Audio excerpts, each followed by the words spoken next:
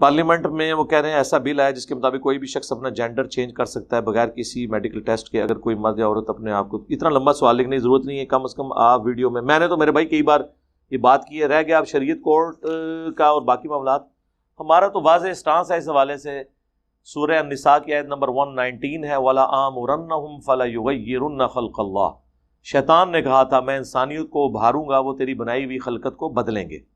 صحیح بخاری میں حدیث ہے، ان مردوں پہ لعنت جو عورتوں کی مشابہت اختیار کریں، ان عورتوں پہ لعنت جو مردوں کی مشابہت کریں. دنیا میں کسی مسلمان کا یہ موقف نہیں ہے کہ آپ جو ہے وہ اللہ کی بنائی ہوئی جو اس طرح کا جینڈر ہے اس کو تبدیل کریں. سب اس کو حرام سمجھتے ہیں. پارلیمنٹ میں آیا ہے، پارلیمنٹ میں تو میرے بھائی جو پازیٹیو بل بھی آئے ہیں، اپروو بھی ہوئے ہیں، پریکٹیکل اپلیکیشن آج تک ان کی نہیں ہوئی ہے. نہ یہ اپروو ہونا ہے، اپروو بھی ہو گیا، اس کی اپلیکیشن کوئی بھی نہیں ہونی. آپ بے فکر ہیں، کچھ بھی نہیں ہوتا انشاءاللہ. اعوذ باللہ من الشیطان الرجیم، بسم اللہ الرحمن الرحیم. وَلُوطًا اذ قَالَ لِقَوْمِهِ، اور لوط کو ہم نے پیغمبر بنا کر بھیجا اس حال میں کہ انہوں نے اپنی قوم سے فرمایا،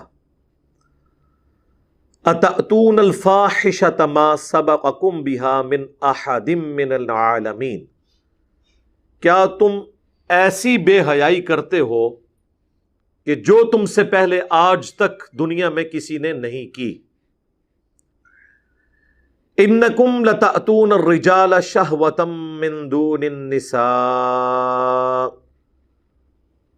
بے شک تم جاتے ہو مردوں کے پاس شہوت کے لیے عورتوں کو چھوڑ کر. بل انتم قوم مسرفون، بلکہ تم تو حد سے گزر جانے والی قوم ہو. حضرت لوط علیہ السلام کا ذکر قرآن حکیم میں کئی ایک مقامات پہ ان کی قوم کے تفصیلی حالات آئے ہیں. ان میں سے ایک مقام سورۃ الاعراف بھی ہے. یہ حضرت ابراہیم علیہ السلام کے بھتیجے تھے. سورۃ العنکبوت میں آیا کہ ایک لوط ان پر ایمان لے کر آئے ابراہیم علیہ السلام پر. اللہ تعالیٰ نے انہیں پیغمبر بنا کر سدوم کی بستی کی طرف بھیجا. یہ آج بھی بستی موجود ہے لیکن تباہ شدہ حال کے اندر. اردن اور فلسطین کے درمیان اس ٹریک میں یہ بستی آتی ہے. اس کے کھنڈرات اور جو عذاب کے اثرات وہ ابھی تک وہاں پر موجود ہیں. اس کی ویڈیوز یوٹیوب کے اوپر ریئل ٹائم موجود ہیں، جس نے دیکھنی ہو وہ دیکھ سکتا ہے. انگلش میں ہم سڈوم کہ وہ ڈی یوز ہوتا ہے. سوڈومی کی ٹرم اس عمل کے لیے ہے. ہومو سیکچولیٹی بعض لوگ اس کے لیے لواطت قوم لوط کی وجہ سے استعمال کرتے ہیں. بل یہ سارے الفاظ اس کے لیے استعمال ہوتے ہیں اور اس کا ذکر تورات کے اندر بھی موجود ہے.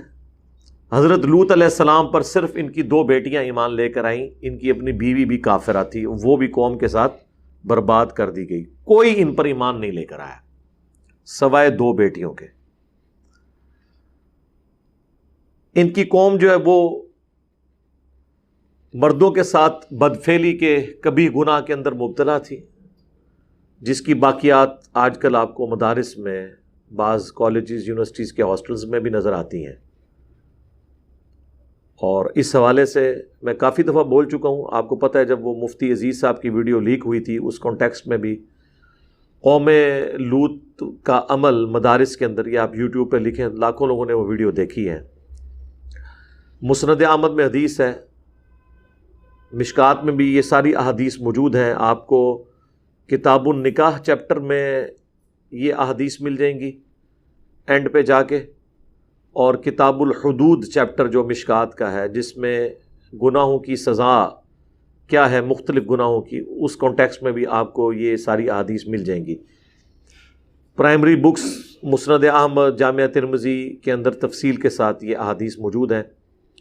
مسند احمد میں حدیث ہے کہ ایسا شخص ملعون ہے جو یہ بدفعلی کا عمل کرتا ہے، چاہے وہ مرد کے ساتھ کرے خواہ وہ عورت کے ساتھ. اور جامعہ ترمذی کے اندر حدیث موجود ہے کہ اللہ تعالیٰ ایسے شخص کی طرف نظر رحمت نہیں فرماتا جو مرد کے ساتھ یا کسی عورت کے ساتھ خواہ وہ اس کی بیوی ہو اس طرح کا عمل کرے. جامع ترمذی اور ابو داؤد کے اندر موجود ہے کہ ایسے لوگوں کی سزا یہ ہے کہ فاعل اور مفعول دونوں کو قتل کر دیا جائے اگر وہ بالرضا کر رہے ہیں، اور اگر ظاہر ہے کہ بالجبر ہوا ہے تو پھر صرف فاعل کے ساتھ یہ معاملہ کیا جائے گا۔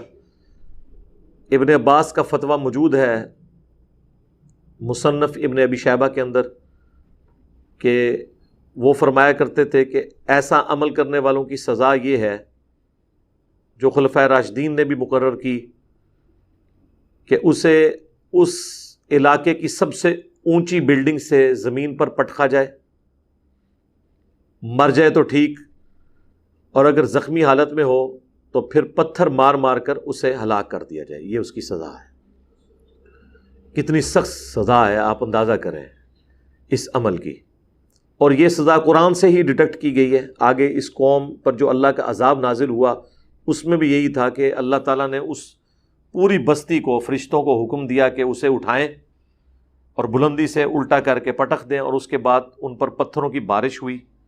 آج بھی سائنٹیفکلی یہ چیز ثابت ہے کہ وہاں پر ایک آتش فشاں پہاڑ پھٹا تھا جس سے لاوا اور پتھر نکلے تھے، جس سے وہ قوم تباہ کر دی گئی۔ ظاہر ہے وہ اس کی سائنٹیفک ریزن تو ہوتی ہے، اللہ تعالیٰ کی طرف سے جو زلزلے کی شکل میں عذاب آتا ہے، یا چنگھاڑ کی شکل میں آتا ہے، یا تیز ہوا چلنے کی شکل میں آتا ہے، اس کے لیے کوئی نہ کوئی سائنٹیفک ریزن تو ہوتی ہے، اللہ تعالیٰ ایکٹیویٹ کرتا ہے ان چیزوں کو۔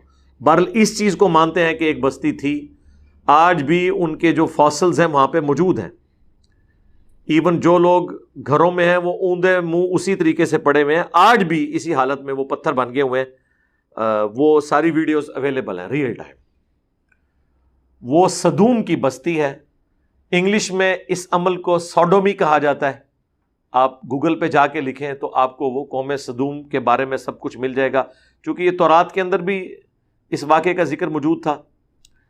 لہٰذا یہ یاد رکھیں، دنیا میں جتنی بھی اخلاقی برائیاں ہیں، ان کے لیے جتنی ٹرمز ہیں وہ الہامی کتابوں سے ہی ڈیوائز کی گئی ہیں، اور جتنی اخلاقی اچھائیاں ہیں ان کے لیے جتنی ٹرمز ہیں وہ بھی الہامی کتابوں سے ڈیٹیکٹ کی گئی ہیں، کیونکہ انسان اخلاقی قوانین نہیں بنا سکتا۔ مرد بنائیں گے تو اپنے حقوق کی بات کریں گی، عورتیں بنائیں گے تو اپنے حقوق کی بات کریں گی۔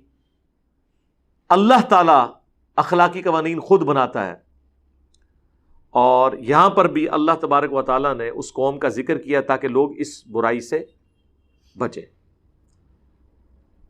امریکہ کی بعض اسٹیٹس کے اندر مرد کی مرد کے ساتھ شادی کو انہوں نے یعنی ایک آئینی شکل، قانونی شکل دے دی ہے، حالانکہ دنیا میں آج بھی اس کام کو ایک برا فعل کے طور پر مانا جاتا ہے، اور اس کی آؤٹ پٹ کچھ نہیں ہے، کیونکہ یہ جو تعلق ہے اس کی آؤٹ پٹ اولاد تھی، اور وہ مرد کا مرد کے ساتھ ممکن نہیں ہے۔